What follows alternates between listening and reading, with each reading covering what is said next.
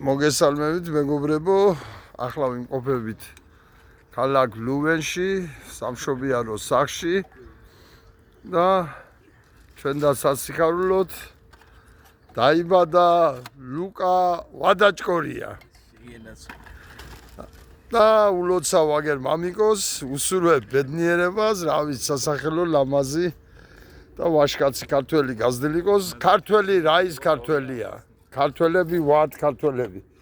მოგჩერებიან ეს რა ხდება? ამნაირი არ წარმოუდგენიათ კუჭაში შამპანურის გასვლა ბელგიელებს, მაგრამ ჩვენ ქართველები ვართ და ქართულად აღნიშნავთ.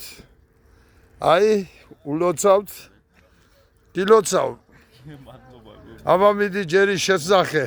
აი ულოცავთ, ამ მომენტში ულოცავთ. ულოცავთ, მაგრამ ყველაფერი სიხარული, ბედნიერება, ყველაფერი კარგადაა, ბავშვი დაიბადა, ჯამთელი, დედა ჯამთელადაა და საინტერესო ცხოვრებას უსურვებ, მაგრამ ვისურვებ, რომ ჩვენ ქვეყანაში დაბრუნებულიყვენ და ეს რომ მოხდეს, ქვეყანაში სიტუაცია უნდა გამოსწორდეს.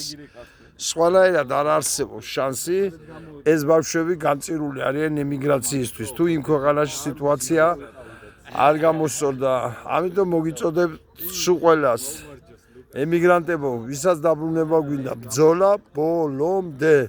და ჩემთან სამწუხაროდ, როცა ჩამოვედი ემიგრაციაში, 3 წლის და 3 თვის წინ შევხვდა ემიგრანტი 10 ემიგრანტიდან 2-3 გილოცავ ბაბუ გილოცავ ბესო გილოცავ 10-დან 3-2 მეუნებოდა ქვეყანაში დაბრუნებას არ ვაპირებ.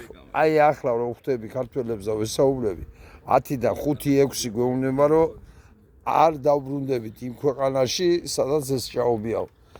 ხო და ეს უნდა დამთავრდეს ბრძოლა გამარჯვებამდე ლუკას სახელით. ლუკა გვინდა საქართველოში.